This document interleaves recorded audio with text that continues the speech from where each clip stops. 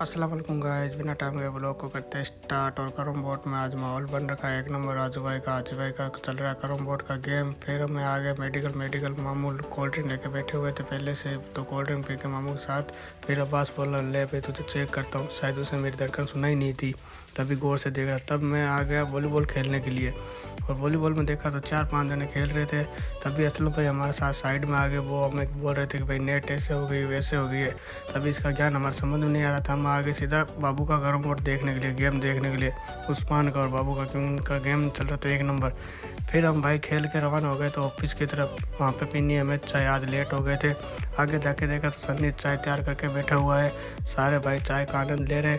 चाय पी के सीधे वापस रवाना हो गए हम कैरम बोर्ड की तरफ, क्योंकि हमें कैरम बोर्ड भी खेलना है साथ में।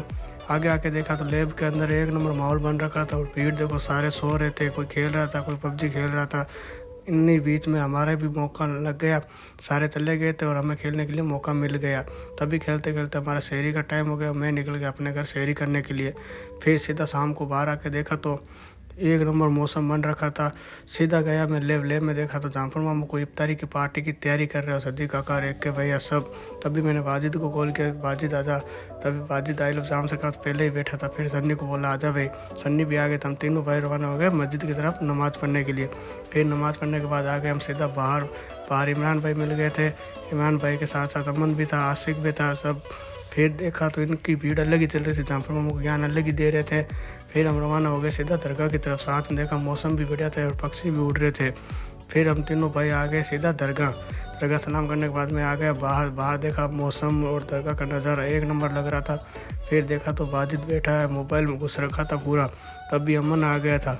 अमन को मैंने बोला भाई मौसम कैसा, वो बोला बहुत ही बढ़िया है। तभी अमन अपने घर चला गया। फिर हम दोनों रवाना हो गए अपने घर की तरफ, क्योंकि आज इफ्तारी की पार्टी भी है और साथ में कुछ प्रोग्राम भी है। फिर हम आई जाम सर की तरफ आ गए। वहाँ पे देखा तो एक भैया का ग्रुप अलग ही था। एक पता चल गया कि भाई ब्लॉग चल रहा है, तो वो देखो क्या रिएक्शन दे रहा है। फिर मैं आगे सद्दी काका सो, वहाँ पे सद्दाम काका था और मीरू भाई था। फिर मैं अंदर चला गया इफ्तारी की तैयारी करने के लिए, क्योंकि जो इफ्तारी की पार्टी थी वो सद्दाम काका की शॉप पे थी। और वहाँ पे देखा तो फिर इफ्तारी की पार्टी के लिए हमने प्रोग्राम रख दिया था। फिर सारी व्यवस्था कर दी, फिर हम भी बैठ गए थे पार्टी के लिए। फिर सारों ने रोज़ा खोला वहीं पे। फिर तभी हमारा नमाज का टाइम हो गया था।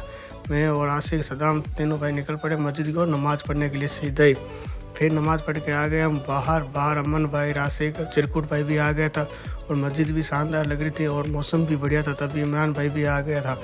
फिर हम रवाना हो गए अपने घर की तरफ। सदाम भाई था, आशिक भाई वहीं रुक गया, और सन्नी अलग गया हुआ था, इसलिए पता नहीं कहाँ था वो। फिर मैं आ गया, मीरू भाई को बाइक दी, और तभी मेरा टाइम हो गया था घर जाने का। और ये ब्लॉग करता हूँ यही ख़त्म, मिलते हैं नेक्स्ट।